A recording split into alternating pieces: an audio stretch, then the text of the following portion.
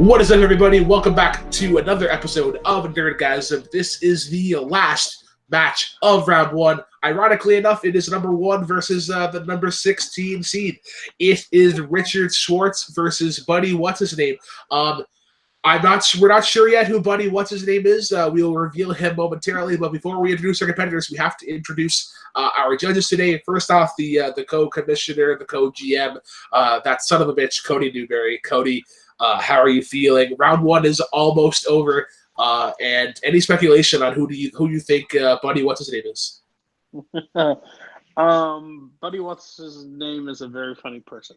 But round one, we have survived 8 matches. I was on call for 7 of them. You were on call for 7 of them. So we survived working together as a team. And no one's dead, and we don't hate each other yet. So yes, I think this is working. This should be a very interesting match. One of these people I have debated in other things, and literally took me to the wire. Well, one off from the wire, but still close. So she should not be taken lightly. And the other was the top-rated person besides Caleb in this tournament.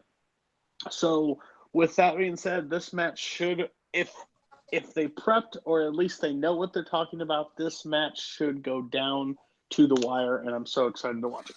All right, and joining us as well today, you can find him on Fandom Fights, running singles teams, getting himself into manageables because, yeah, for sure, get him into a manageable match. That is the one, Caleb Coho. Caleb, how do you feel? Buddy, What's-His-Name versus Richard Schwartz? Who do you got? Richard's really, really good. Richard was the biggest shock of the old Nerdgasm for all of us. He came out of nowhere and just did really, really good. So I'm gonna put my money on Richard, mainly because Buddy What's-His-Name, I don't know. So Buddy What's-His-Name, I wish you all the luck in the world. All right, so let us go into the minds of our competitors. Guys, very quickly with Richard Schwartz. Richard, you were ranked by the wheel as the number 1 seed of the tournament. How do you feel about that? And going up against a mystery opponent, what was your strategy? Well, first of all, being the number 1 seed, it's cool and all, but the wheel seems to love me. Whenever my name gets put on the wheel, I usually get first or second. Don't know why, but it was kind of hard because I didn't know who I was facing till recently. So my plans for this has always been always think you're behind. So that's how I prep. That is what she said. So we are now going to reveal the thing that most of people have been waiting for. So Buddy, What's-His-Name? I'm going to ask you 2 questions. 1, tell us who you are, and 2, why do you think you're going to beat Richard? I am Nazario Montenegro. I think this is officially my first appearance on Nerdgasm. Didn't even know you had already done a reboot, but seems like an interesting thing. And I have no idea if I'm going to beat Richard. I have never seen him debate. I have tried debating in other stuff. I have done better than I expected, which is pretty good. So I expect this to be a pretty good match too. Alrighty, well, let's get right into it. How it works is this. Players drafted various categories from the Fandom movie and TV universe. Myself, Cody, and Caleb devised questions from those categories, and then they drafted answers based on rankings. Each prep question will begin with 1 minute of 1 minute opening argument, followed by 5 minutes of free form, and then a 45-second closing. A couple of rules: don't be a dickhead, no filibustering, and no touching of the hair or face. We're going to go right into question number 1, category that was drafted with South Park. And the question we gave, pretty straightforward, but kind of broad, is what is the best season of South Park? Richard, you are going to be going first in this argument. You have 1 minute opening, and time begins whenever you start talking. Really hard to come up with the best season of South Park because every season, in my opinion, is really good. However, when I come to the best season, I think of memorability, impact on the show and impact on their lives, and I am going to go with season 17 of South Park is the best season, which includes episodes of Let Go Gov, World War Zimmerman, and of course one of the best three-parter episodes, Black Friday, A Song of Ass and Fire, and Titties and Dragons. And I'm going to continue on why my season's the best once we get into it. All right, doing a patented rhyme with Brian Purvison, ending way early. We're now going to go to Nazario. Nazario, your opening arguments in 1 minute. Time begins whenever you start talking. I also believe that 1 minute is way too long because I do have the right answer for this, and it's not 17. The right answer is season 14.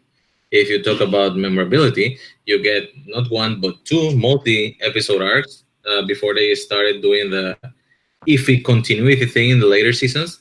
And I'm pretty sure 14 is better than 17, so let's get it on. All right. Very short and very sweet. We are going to move into the 5 minutes of freeform. One other thing, competitors, I'm just going to verbalize a 1 minute warning when we're down to 1 minute. Just keep going on as if nothing happened. So 5 minutes, guys. Let's get it on.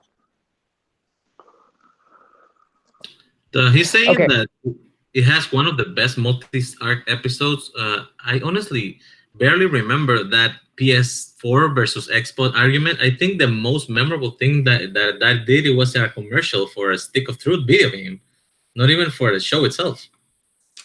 Besides that, I have no idea what he likes about this year. Okay, well, first of all, you just mentioned Xbox versus PS4, so obviously that episode was somewhat memorable because that was the main focus of those 3 episodes. Second of all, your three-parter wasn't even the second best of the three-parters. Second best was the Imagination Land three-parter. Why my season is the better season is because my season holds up on its own. Your season, the majority of your episodes relies on people having to have seen the previous episodes of the previous seasons. For example, the first two-parter you had with the 201, which was the Scientology, you had to watch, and Super Friends Mohammed, you had to go back. You have to try to remember the season which Super Friends come out, because if you're a viewer who has not seen the previous seasons, you might be a little lost. And you also had the Josh Tannerman in the previous season.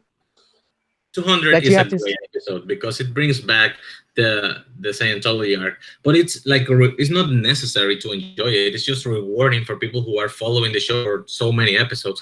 And the whole thing with Tom Cruise actually being a fudge packer and yet suing people for calling him a fudge packer is hilarious. And they brought back the Mohammed thing, and it actually started a conversation in the real world about this, because why couldn't we show Mohammed? Why can't we just say the name Mohammed? It's what we want to do. And that the next episode follow it up with a gigantic 2-minute beep by the end that honestly I thought it was original because it worked. It was hilarious. And later we learned that it was like a controversial thing because the Comic Central didn't want to show the audio. It's a great episode and very memorable. Also, the three-parter is great. It's Kun and Friends, and they bring in Cthulhu, and Cartman betrays his friends. They bring back the mystery of Mysterion, who's this kid that in the previous time they show him, he just removed his face, and like all the kids in South Park are so generic. You're on the assumption that every single person have seen every ever season of South Park. There are going to be a lot of people, or even some people, who have not seen every single season. So that means they have to track back all the way to other seasons, look for them before they can understand and fully appreciate.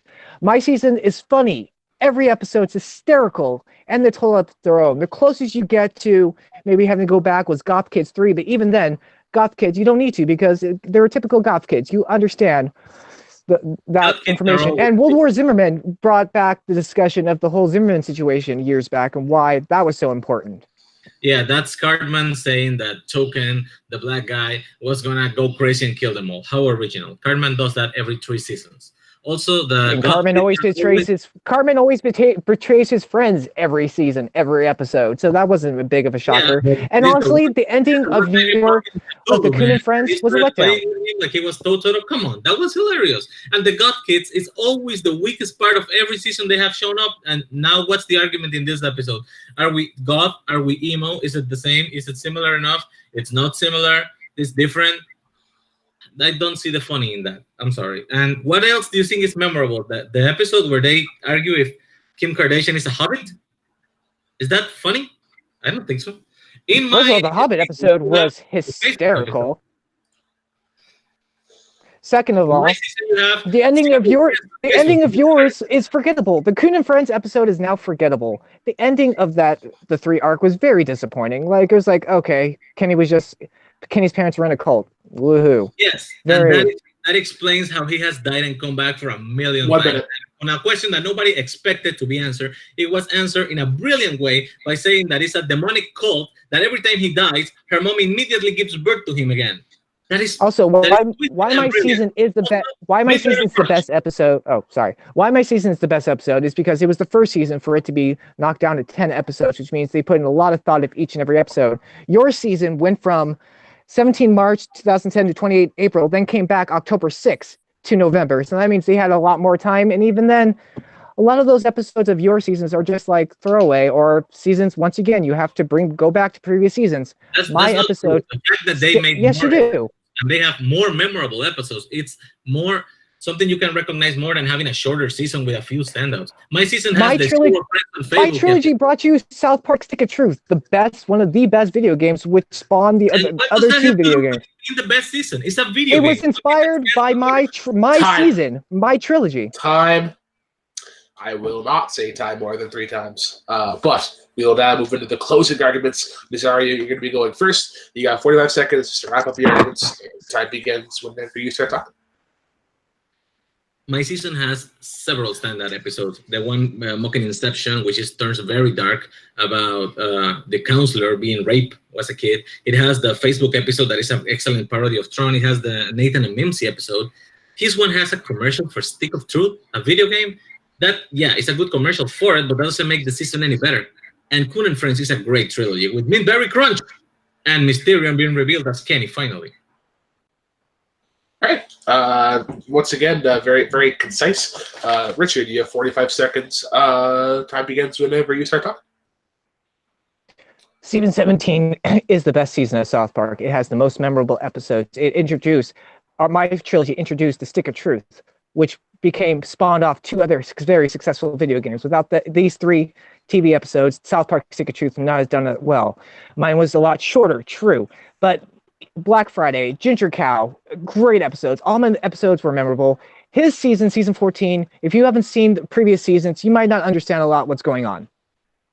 All right. So I'll end it there. Oh, sorry. Yeah. Okay. So it's actually really good. It was a nice calm. There's a good back and forth. Good job. So I'm gonna go first.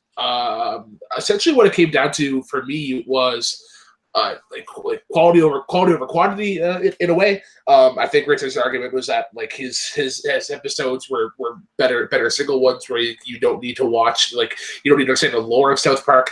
But then I think Nazario actually really defended that kind of well, where it's like they're still funny regardless of the lore, where it's sort of more rewarding. And I think Nazario had a really good punch coming out of the gate, where he said where like a lot of his good shows are sort of marketing tools, and then Richard's defense of that was like, he needs to be like, or these are my God, why can't I speak words right now? Where it's like, yeah, these are the more memorable ones. And I think that sort of just kind of tilted it back a little bit. So I'm actually going to give my point to Nazario. So I'm going to go to Cody next. Cody, based on arguments provided, who gets your point and why? Yeah, that just makes me never want to watch South Park ever again. I think I heard Tom Cruise is a fudge packer at one point. Yeah, that's like a lot of things that are just too weird for me. I'm with you, though. I think Nazario countered it really well and kind of made Richard play the defense. And then I guess it's nothing against Richard. I think he had a great strategy. It just didn't have weight for me as a judge of the video game arc. I think he spent a little too much time on that. Because, yes, that's important. But just because that season inspired it, they were going to probably do it anyways. But overall, I think Nazario had a few more haymakers and a few more jabs that countered. But again, it was really close.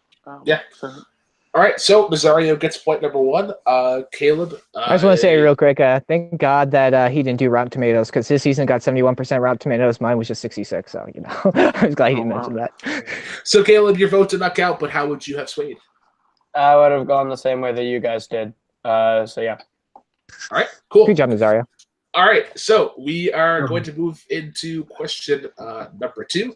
The category that selected was the DCEU. So we gave them a bit of a pitch question, and the question was add a member to the Justice League, and why they essentially mentioned why their team member would most improve the league itself. So Nazario, you're going to go first. You have 1 minute of opening. Time begins whenever you start talking. First is a very strange choice that they just had 6 people in the Justice League, because usually the structure and historically is that Justice League has 7 members. That being said, I think what they lacked the most was a Green Lantern, because it kind of brings an extra galactic element to the team. And the one I picked was John Stewart. Green Lantern. All right, perfect. Richard, you're going to go to you next. You got a minute of free for, or a minute. I always do that. Minute of opening arguments. Time begins whenever you start talking. I also agree with Nazario that it's kind of weird they've only had 6 members. They do need 7th, but what they are lacking is not another overpowered superhero. What they're lacking is another heroine, a female, someone with story, someone who's not superpowered, someone who has a great backstory and will already be established in the DC by the time the next Justice League come out. And that is the Huntress, Helena Rosa Bertinelli. She is was born in the Mafia. And I'll go on even more. This is why I'm choosing Huntress as the best fit. Alrighty. Well, once again, short and concise opening arguments. You got 5 minutes of free form. Let's go. I'm going to say the main problem right now is that if you put in Green Lantern in the Justice League right now, it's not only going to ruin the Justice League, it's going to ruin John Stewart, because everyone wants John Stewart right now, and he needs to have his own movie before he's able to be in the Justice League. If you just put him in there half-assed, like they did with Cyborg, Flash, and Aquaman, it might ruin the franchise in their movies previously. Barry Allen was kind of a joke in the Justice League, and his movie's coming out pretty soon, and it's going to hurt his chances. Like, I'm not going to see him as a leading character, whereas Huntress is going to be in Birds of Prey. She's already going to be established, and once she gets into the Justice League, it's going to be a great backstory. It's going to be... I'm going to let you go on. I'm sorry, Richard, but all I'm hearing is that you're putting in a lower tier character. Just do not risk ruining a better character like Jon Stewart. And also bringing more women into the Justice League, that might make it more politically correct, but not necessarily better. They are already facing cosmic repercussions. They already hinted that they might have to deal with Doomsday, not Doomsday. I forgot his name, from Apocalypse and the next movie. So you need actually powerful people, and the concept of Green Lanterns have already enter into the actual DCU, because in that flashback they show with them fighting them the first time with the Amazon and all the gods, there was a Green Lantern helping them. And it wasn't good. They were an afterthought. Like John Stewart, you can't rush John Stewart. You need his own movie. You need to introduce Hal Jordan before you even get to John Stewart. You need to be able, and right now at the end of Justice League, they had Lex Luthor and makes the Justice League better. A Green Lantern makes it better. And choosing Jon Stewart also helps you out trying to erase the Hal Jordan fiasco that was with Ryan Reynolds, because he's a completely different character. But he actually introduces even more diversity, because he's also a black person who's going to join the league. And he can bring adding a black person does not make it diversity. There are other races. There's Asians, there are Hispanics, there's other things. And besides that, once again, Jon Stewart... sorry, I need to catch my breath. What's the Huntress again? I mean, come on, she has no power. She has no gadget. Exactly, she has no powers. We have a room full of superpowers. Batman who can cover everything that woman can cover and better. Once again, you're right. We have way superpowers. This one does not. That's what we need. We need a balance in the Justice League. To make the team better, you need somebody with no superpowers. You need someone who can challenge Batman. You need someone who can challenge Wonder Woman. That is Huntress. She was raised in the Mafia. She was raped at age 6 by a rival. That is a great epic storyline, especially for the DC. It's especially dark. I mean, again, you're adding another character who's overpowered. Trying to get revenge on Bertinelli, who killed her real parents. She gets so focused in that she gets distracted on the bigger picture. And then exactly, that's what's going to make the Justice League better, is that friction that Huntress is going to bring to the table. She's just going to be a one-track mind person with no powers and no gadgets, thinking about her own personal revenge. How does that make it better? Green Lantern. How does it make it better having a dude with another ring, another overpowered dude that if you don't establish, you have to establish his story. You have to establish his character. If you're going, and it's going to be the Justice League once again. It's going to be Batman, Superman, Wonder Woman. It's going to be their three focus. Huntress doesn't need to be the full focus. John Stewart has to be a full focus. If he's not, it's going to weaken his chances to ever him getting a movie in the future. Because what they did to the Flash, what they did to Cyborg, they were like afterthoughts. They were side characters in their own league.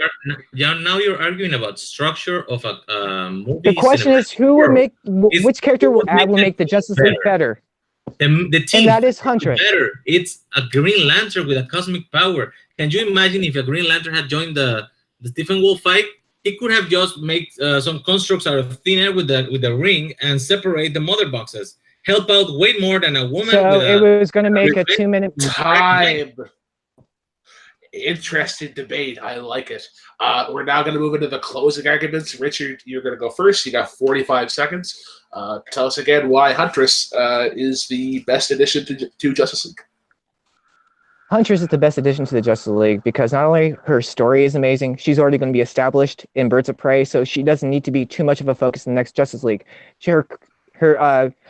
Her storyline, her contradictions will bring the teams of the Justice League on edge. It will make the story a lot more fascinating, whereas Green Lantern is just another overpowered male in a world where he's going to be an afterthought in the Justice League movie, which will hurt his chances for ever having a good standalone movie. All right. Nazario, 45 seconds. Tell us why John Stewart would be the best addition to the Justice League. He's a better addition because he's a galactic superhero. He brings a lot of power in it. We're using John Stewart, which separates from the bad memory of Ryan Reynolds. The Lanterns already is a concept that was introduced in the movie, so it's good you can expand on it. Helena, Huntress, no powers, no gadgets. We already have Batman, and he's a billionaire, and I just do not see it. Another woman just for the sake of being a woman, just because it's not going to suck more screen time. It's a pretty weak argument. I'm sorry. All right. We're going to move on to the judges' assistants now. Caleb, since your vote did not count last time, we'll go to you first. So, based on the arguments provided, who gets your point and why? I'm going to lean to Richard slightly. I think he had a solid argument. Yeah, I'm going to keep these short. Yeah, I'm going to give my point to Richard. Alrighty. Cody, going to go to you next. Based on the argument provided, who gets your point and why? I'm going to have to disagree on that one. I think I was leaning towards Richard for half the fight. Sorry. But then all of a sudden, Nazario started throwing like real haymakers, and I think they did a lot of damage where he's like, oh, cool. So you want to introduce somebody onto the team that doesn't have powers that Batman can do. And Richard did a good job of trying to counter back that, but I thought it was like a little bit of a chink in the armor. So I'm going to have to slightly go with Nazario, but we have 3 judges here. I may be wrong, but that's what I heard. So I'm going to go get right to the point. I'm going to get my point to Nazario. I was more, because essentially the negatives that I got from both, where it was like, oh, Huntress is a person who has no powers. Batman's already here. But then I thought Richard had a really, really good defense of like, John Stewart is another overpowered superhero like we already have Superman a while now. But I think it was Nazario's. I think it was the lack of Richard's defense on how Huntress can be a fit with the lack of powers, and I think Nazario's defense and John Stewart, just sort of having him sort of replace Hal Jordan in the lore, was good. So Nazario does get the second point, puts him good up job, to zip. I completely blanked on my argument. I was like, oh god, this happens when you drink coffee. Yeah. All right, guys. So we're going to move into question number 3, and the category that was selected was Dan Harmon. So we decided to go once again, pretty simple, pretty straightforward. We wanted to hear who is the funniest character in Rick and Morty. I know this show was a fan favorite of the Multiplex admin team. So I'm curious to hear these arguments. Richard, you're going to be going first. You have 1 minute of freeform, and I am going to remind you that you do need this point to carry on into speed round. Mm-hmm. It's quite simple. Rick is the funniest character, Rick and Morty. His name is in the title. He has the best dialogue. He has the best character arc. He has the best humor, and the situations are amazing. Basically, Rick is the grandfather of Morty, takes him on these adventures in the parallel universes, and his lack of care of Morty, his dialogue, his catchphrases is what makes him the funniest character. All right. Nazario, we're going to go to you next. You have up to a minute if you'd like. What you guys have been taking 30 seconds at max. Tell us who is the funniest character in Rick and Morty. I find his choice a little funny. I'm just going to say that my choice is Jerry, Beth's husband, which it just happens to be funny in a multitude of ways, in different ways in every season. And yeah, I think if you're talking strictly about funny, like haha, that is the best character in that show. All right, cool. Let's see, guys. So the drill, 5 minutes of freeform. Let's go. Okay, I can say this right now. Jerry is not the funniest character. He's the straight character for a reason. He has no funny dialogues. If the question was, who's the character that the funniest things happen to him? Yes, I would agree, Jerry. But Jerry is the typical dad in every TV show. He's the typical Jerry in every TV show. Nothing funny he says. There's nothing funny he says. He's a straight character. His job is to make everyone else funny, just being the normal character. There's nothing funny about him.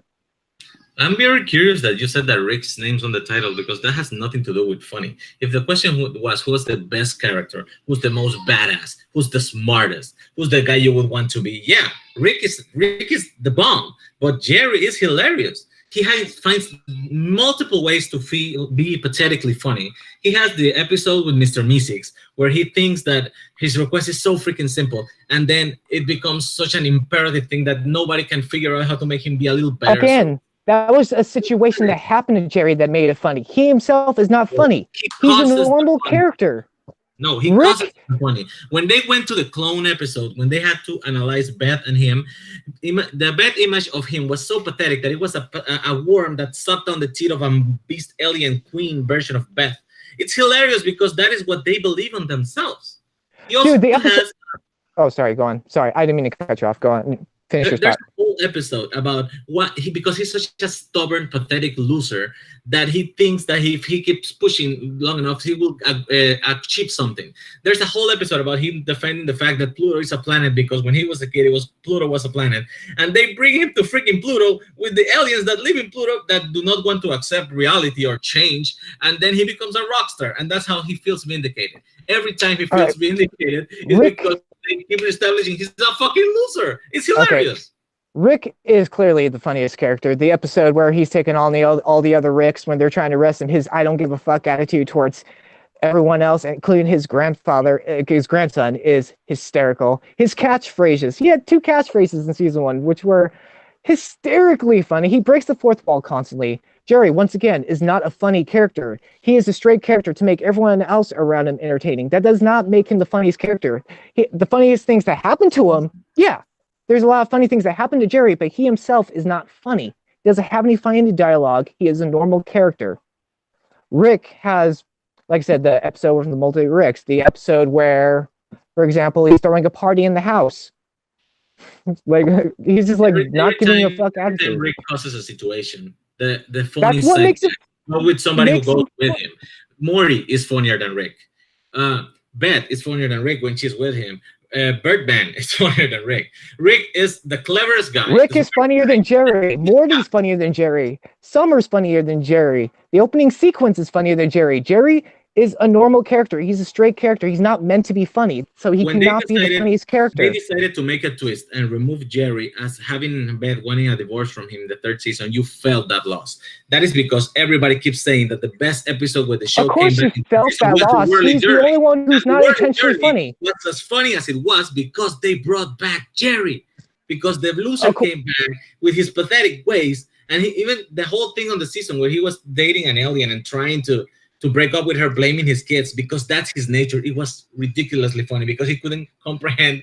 Again, the reason why Jerry being gone was such a hard blow is because when everyone else is being overly taught funny and he's the straight character, of course you're going to notice the one unimportant thing. Everyone else in the show is hysterically funny. He's the normal one. If you take him out, yes, you're going to notice the difference when he is gone. That's why they brought him back. Again, Jerry is the straight character in the show to balance everyone else out. So he himself is not the funniest character. You could say the funniest situations happen to Jerry, yes. But the question is, who is the funniest character? Rick has the dialogue. He has the humor. He breaks the fourth wall. His I don't give a fuck attitude is alcoholism. I think I won this. I'm sorry. Alcoholism hilarious. You find Wubba Lubba Dub Dub hilarious. That's a yes, it's hysterically. It's so unintentionally funny. It's hysterical. Yeah, I see you laughing. It's a lot funnier than whatever Jerry does. Jerry does nothing. He's just a normal dad character. And he's like, oh, everything's normal. Incredible ways to be pathetic. Which he's more sad than funny. His character is more sad than funny. The best times Jerry has shined was when the aliens control the universe and they pay him in pills, and the time he was in a freaking simulation and didn't even realize it because he won an award at his job. The guy is so sad and pathetic loser that he's just funny as that doesn't make him funny. It's just sad and pathetic. Yeah, it makes the situation that happened to him is funny, but he himself is not funny. Time. All right. Very heated, very passionate. I like. We're gonna go into the closing arguments. Nazario,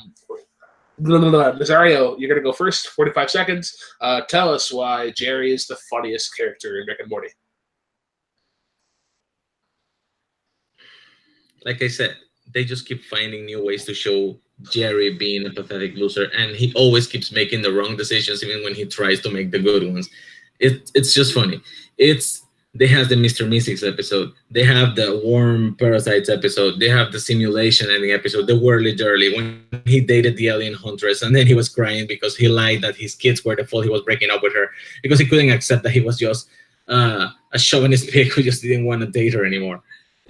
Rick is an ass kicker, a great character, a smartest man in the whole multiverse. You can make a whole lot of things with him, but funny, not his best part. Wubba Lubba Dub Dub, yeah, haha. What else you got? All right, cool. Richard, your closing arguments. Once again, tell us why Rick is the funniest character in Rick and Morty. The question is, who is the funniest character? If it was who is the character that had funny situations happen to him, yes, then that would be Jerry. It's not. Jerry is the straight man. Rick has the humor. He has the I don't give a fuck attitude, like I've been saying. The episode where he's crossing, taking on all the other Ricks is hysterical. The episode where he brings the house party is funny as hell. The first episode is great. He has the catchphrase. He breaks the fourth wall constantly. Jerry is a straight character. He's not meant to be funny. He's not funny. He's to balance the whole show out. That's why Rick is the funniest character. Right. I like this. This is a good back and forth, and I think it shows how vested you are into the actual show itself. But I am going to start with Mr. Cody Dewberry. Cody, based on the arguments provided, who gets your point and why? So I think this breaks down to like the character. Again, Richard's pretty bold by saying I think I won this. I don't like that, but I do give it to Richard on this one. I think he argued more character. I think Nazario brought up more scenes that are funny, but more on the character, more on the situations, not why it's him. So I have to give it to Nazario. I have to give it to Richard. Sorry. Final answer? Richard. All right, perfect. All right, Caleb, we're going to go to you next. Based on the arguments provided, who gets your point and why? I think Richard hammered home the point well. The Jerry's just the straight man. He's not supposed to be funny. I think Nazario tried to put up a really good defense, but I don't think Nazario had quite the barbs he needed to knock down Rick. And Richard being cocky there, I kind of dug it. But yeah, no, that's just good. Yeah, I'm going to give my point to Richard as well. He did the equivalent of like Brock Lesnar in the UFC, where he just had like that one punch, and he kept doing that same punch over and over and over and over again. Of how Jerry is just this atypical character, and it's not him that's funny. It's just everything that happens around him. And I think he hammered home that point pretty well, which means that we now go into the speed round.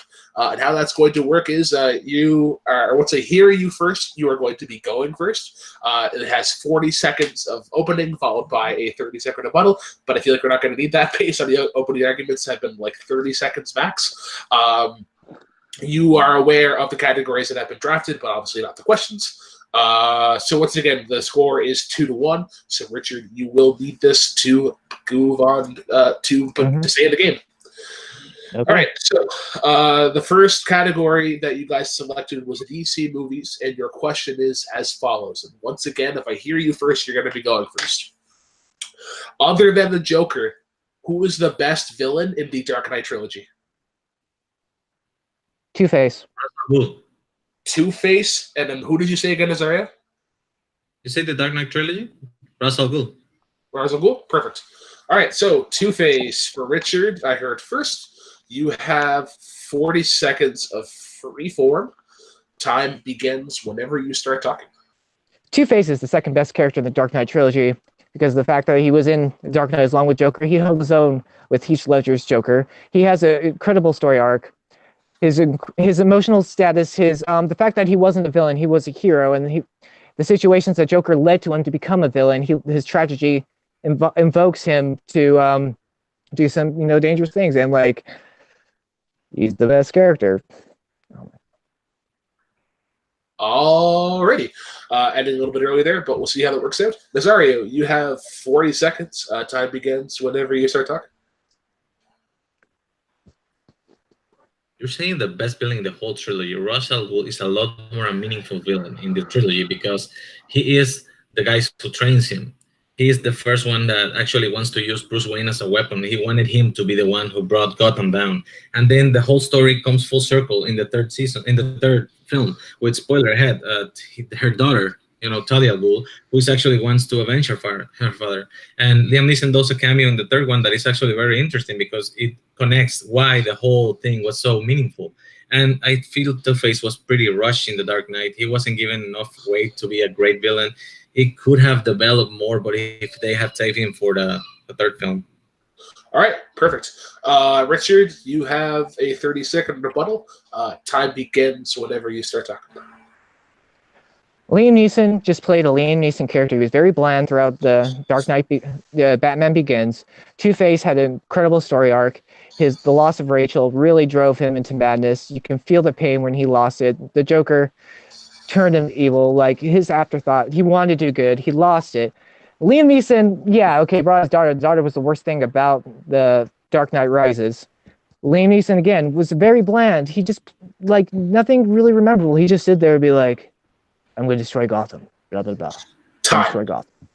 All right. Nazario, you have 30 seconds of freeform, and time begins whenever you start talking. Again, they said the best villain for the trilogy. He has more impact in the story. He is integral to the development of Bruce Wayne and to the closure of the story in the trilogy with Talia al Ghul. Two-Face is in like 20 minutes of the movie is not even Two-Face, and then he kills two people, and yes, he kidnapped Gordon's family and puts it in a one scene that is great, but they could have done so much more if they had saved him for the third movie and just develop the character for real. Make a whole thing about Two-Face versus Bruce Wayne. Time. Okay. Interesting. I'm gonna go by vote first. Nazario had this coming out of the opening, but I'm actually going to give it to Richard. Richard's rebuttal was pretty good, and I think I don't think Nazario's rebuttal was that great, where he was more so arguing like, "Oh, Two-Face wasn't really on the screen for that much, so therefore he's not like villain's better." And I think Nazario, from his rebuttal, I got that he was maybe more so the best character. Because of his integral thing to Batman. But anyways, I'm going to give my point to Richard, but that's why there's three judges. Caleb, I'm going to go to you next. Basic arguments provided. Who gets your point and why?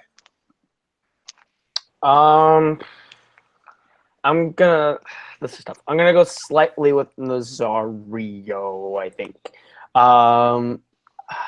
Yeah, I'm gonna go with Nazario. I think he just had a really good takedown. I'm gonna go with Nazario. Okay, so Cody, my friend, you son of a bitch. It comes down to you. Does Nazario win, or do we go to the final question?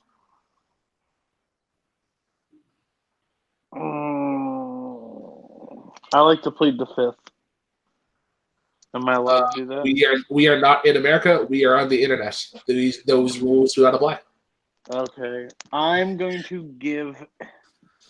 I didn't like Richard's opening, but I'm kind of with you. He sold me on the rebuttal. I'm going to give it to Richard. Alrighty. So Richard has made the comeback. We are tied up 2 apiece, which means that we move into the final speed round question. And the category that was selected is Fandom Oscars. So once again, if I hear you first, you're going to be going first. The question is as follows. What was the best film to win Best Animated Feature?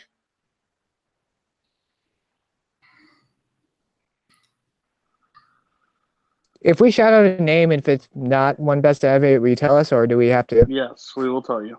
Yeah. Wait, Okay. Best Animated Feature Oscar Yes. from Yes. Fandom? Yes.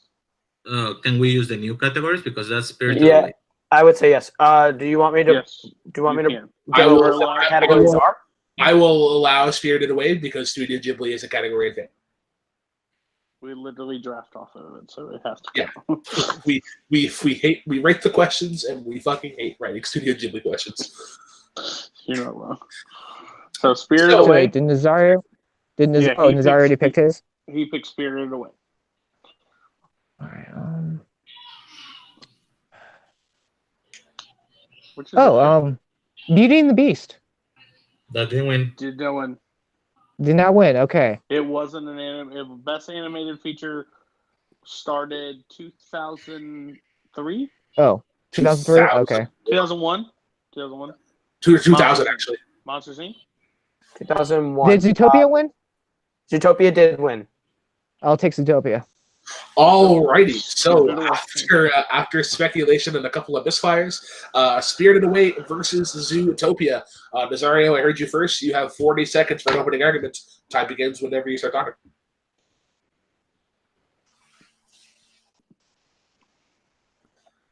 By 2001, the award was really new. The only movie that won before was Shrek.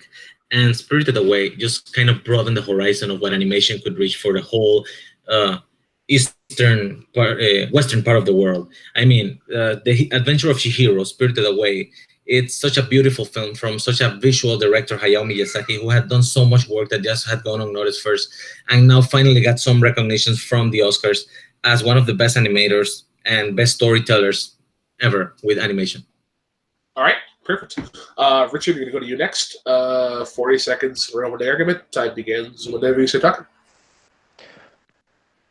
Zootopia was a beautifully masterpiece film that introduced so many hidden meanings. Like you can never, no matter who you are, you can be anything you want to be if you just try. Also, do not judge a book by its cover. Had a classic story, classic heroes. The incorporations of friendship between the two, the cops. It was a powerful message to accept and to love everyone. And that's what this film brought. There's a reason why it won. It was one of the biggest hits in the movie theaters, in the box office. Made more money than Spirited Away. Alrighty. I'm going to move into rebuttals now. Nazario, you have 30 seconds. Time begins whenever you start talking. Why are you bringing money into this? The question is the best movie. If we go by more money, Shrek freaking won. Brave won from Pixar, one of the lowest ranked Pixar movies. That was the best Oscar animated movie that made more money than Spirited Away.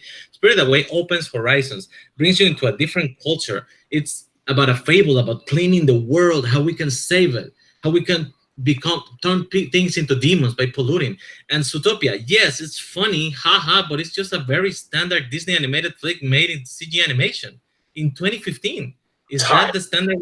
Time, judges. Oh, Please dock anything that he said past 30 seconds off the record. So, Richard, you have 30 seconds for a rebuttal. Time begins whenever you start talking. standard animation. This movie dealt with issues from real world about racism, stereotypes, prejudice. Also brought in, people hopes and dreams. Spirited Away is a very forgettable movie. I forgot the movie even happened. If you would have said Kiki Delivery Service, it probably would have been it's a more memorable movie.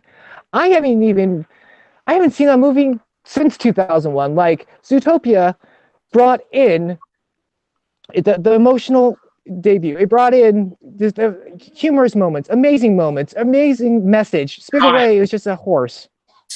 Time. Judges, Spirited Away as a Horse will be stricken from the record. I thought he said whore. I really thought he said whore. I said Spirited Away is a whore. What are we talking about? All right, so I will go first once again, and I'll pass it off to the judges here. Cody, tell us why. Tell us who got the point. Why? Thank you. My point's going to Nazario. One, I think Richard got lost in box office, and he wins a bunch of semantics. Nazario seemed pissed at this question and pissed at the choices. So, like, I've never seen somebody argue for Spirited Away and be angry about it, and he was angry about it. And it's like, what the hell are you talking about? It's terrible. Brave, blah, blah, blah. The rebuttal wasn't strong, but his opening was so strong, and his counter to Richard's opening was super strong. I have to give the point to Nazario. Or, buddy, what's his name? All right, so Caleb Goho, we're going to go to you next based on the arguments provided. Who gets your point and why? For all the same reasons Cody did, I have to give the point to Buddy. What's his name? The best takedown of this round of debate was the why are we bringing money into it, and Nazario just kind of hammered him into the rebuttal, and that's where it was one for me. So yeah, I gotta give it to Nazario. I also would have given my point to Nazario because I think Richard didn't hit his stride into the rebuttals, and he was just kind of playing catch up from there. Which means that's your winner, and advancing on to the quarterfinals, Nazario Montenegro. Wow, 16 seed beating number 1 seed. I mean, obviously that means nothing, but like it's still kind of weird, weird to see. Very nice back and forth. Richard did have the comeback there to send it to the last question, and obviously animated features sort of stumped him. So we are gonna go to some post-match interviews. Nazario, you're finally part of the Nerdgasm. We couldn't really hype you up beforehand, but now you're here. How do you feel about getting the W? A little relief, honestly. In the beginning, I felt like I had this, and then Richard put his game face on and really came back at it strong. He got me with the Rick and Morty, man. When he said that the character wasn't funny, but the funny situations happened to him, oh man, he killed me. I kept trying to swim from around that to find a way to counter it, but he got me dead right for it. And I'm glad I am very strong with my animation questions. And yeah, I was a little pissed because, I mean, we're talking quality here, and you're going to argue against Hayao Miyazaki because the movie didn't make enough money. Yeah, that just pissed me the fuck off. So honestly, I'm glad I survived because, yeah, Richard is a really strong player. I think I might have underestimated him a little bit, and I'm never doing that again. So I'm just glad I get to move on and play. Who's supposed to play? Or do we know already? We do actually. You are facing the hunter, Ryan Permison, the man of 1,000 cliches. So how do you feel about going up against Ryan?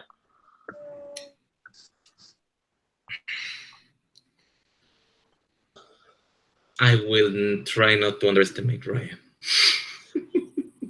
Okay. All right. Well, congratulations on making it onto the quarterfinal, and we will see you in round 2. We're going to go to Richard next. Richard, the Cinderella story was almost there. You picked up your stride in the Rick and Morty question, and then you did a really good job with the Dark Knight question. Unfortunately, the Oscars and animated features seemed to sort of stumble you. I tripped up a little bit there. How do you feel about your performance overall? I feel great. Nazario deserved to win. He was the stronger competitor of today. My nerves got to me a little bit. I was really hoping not to get to the Fandom Oscars. Once I knew we were going to get to at least the speed round. I mean, it's not like I knew it was going to be like some sort of anime question, just because like I feel like that's my weakness. Like I don't watch too much anime. Nazario played a hell of a game. I also kind of underestimated him because I didn't know if he was going to be super good. Super intimidated, but. At the end of the day, I did my best. I'm having fun, and hey, I'm 1-1. That's pretty damn good still. So it's not like I'm 0-2. Yeah. So congratulations, Nazario. Yeah. Will words, man, I can't talk today at all. Will we be seeing you in Nerdgasm in the future after the tournament? Oh, absolutely. I'm always down. Anybody in particular that you might like to face? Anybody on your hit list? Anyone who wants to face me, I'm down for it. Perfect. Not too fussy. You'll take on anybody, anywhere. So once I want to thank you guys for competing today, for finishing up round one. Going to go now to the judges. Caleb, how did you feel about that match? Yeah. That was a great match. Richard brought a fight, put up a fight. It's just Nazario's quite good. And it just I think Nazario kind of brought his game at the end. That Dan Harmon round was super impressive for Richard, and I think I still think Richard's one of the top people in Nerdgasm, and I'd love to see him come back. Yeah. Cody. Yeah, we did it, and I think this was a great way to sort of finish off round one. How do you feel about this match today? Well, this is the interesting thing with debate. It's not trivia. It's not what you know. It's how you debate. Because this is literally the I brought in two people to play in this. One was Nazario. The other was Robert. Robert knocked off the 2 seed. Nazario knocked off the 1 seed. But again, anybody can win on any given day in Nerdgasm. That's the whole thing. And the strategy is picking categories. It breaks down like that. That's why I think first round was awesome. This match lived up to all the hypes. Again, we've only had one not so great match in round one. But I'm happy with everything we put out. I think we have put out some of the best debate matches in this first round. And I'm excited for round 2 because it's just going to get even more nuts at that point. So, yeah. Nazario is a person that you need to watch out for in the next rounds. He is no joke. So before we get to the plugs, I'm going to give you guys a quick little preview of round 2. So the matchups that we have are as follows. Robert the Hobbit Parker is taking on Malcolm Lay in a battle of Take 3 Peeps. Then we have Jay Burns, the guy who thinks that Dumbledore is the worst character in Harry Potter, taking on the Commissioner, the Godfather of Multiplex, Timothy T.M. Smith. Then also we have Brother Tim taking on Jim Green in a very interesting match. Also, our final match now set in stone, we have Nazario Montenegro, no longer Buddy What's His Name, taking on Ryan Purvison to finish off round number 2. So we are now going to wrap things up. Going to start with our winner, Nazario. Where can the nerds of the world find it? In my social networks, I'm always under my real name, Nazario Montenegro, or my handle, Jarrete320. I wish I had written it down, but I forgot. And other than that, I'm always around these trivia leagues, doing some trivia, now some debating. I'm in Full Metal, I'm in Multiplex, I'm in Confidential Cinema. At some point in the next 20 years, they will release the top 100 films that we have been working on forever if Henry decides to edit it. So, yeah, good stuff. All right. To our fortunate loser today, but a great competitor nonetheless, Richard Schwartz. Where can the squares of the world find you? They can find me on Facebook under Richard Schwartz. You can find me on YouTube under External Void, where I do mobile gaming for WWE Champions and other random games once in a while. And you can also find me on Twitter under External Void. And here at Multiplex, obviously. All right, cool. To one of our judges today, Caleb Coho, where can the beautiful bastards of the world find you? You can find me right here at Multiplex. I host Fandom Fight on Fridays. That's singles teams. We'll be starting that up pretty soon if it's not already up. So, yeah. All right. To my co-commissioner, that's Son of the Mitch, Cody Newberry. Where can the nerds of the world find you? Well, the nerds can find me on Take 3 Productions. Wednesday watch-along is returning with Robert, Malcolm, Matt, and myself. We have the 4 movies picked. It is Stardust, I have no idea. I know freaking Matt picked Predator, and I picked the Guardians of the Galaxy. Thursday is Late Night with Take 3, also known as Brooklyn's Wrong, for 2.5 hours. Rank 'em. If it's a good episode, I show up on there to tell everybody they're wrong and I'm right. Multiplex, I'm here now, so now I'm going to be a host and everything else because they can't kick me out because I weigh a lot. And Nerdgasm. again, we got 8 matches coming to you guys. So you've just seen this. If you haven't seen the rest of them, go back and watch them. They're all great. And then we got 4 new ones going to post. We will have a champion before March, so that's exciting. And yeah, woo. Do you not believe the March? Cody, not discussing with this other commissioner about setting goals that we can't 100% achieve. We release 2 at a time. And then we record the other 4, and then we have a championship. Honey, we'll discuss this whenever we get home. So, I am the Black Legend, Brooklyn Vale. You can find me on Instagram and Twitter at TheRealBK10, the number, not the word. You can also find me right here in Multiplex, running your guys with that son of the bitch, Cody Newberry, every Saturday. This is the first match that you're watching of round 1. What are you doing? Get back there. Start with fucking Ryan and Nico, and then work your way up to this match here. Also, Take 3 Productions running not 1 but 2 shows: Jukebox Trivia, Music Trivia, Debate, and Countdown. Be sure to check out the season that started with Nico and Jay Burns. Also, Late Night with Take 3, a topical pop culture podcast. Be sure to check out the first episode that we dropped in the new year, January 31st, our Super Bowl episode with potentially a guest you would have probably found out at this point. But for Cody, for Caleb, for Nazario, for Richard, I'm the Black and Brooklyn Vale. Be sure to like, comment, subscribe, Multiplex. If you think you can take on Nazario, you can't quite yet because you gotta wait till after the tournament. So, cheers, guys, and as always,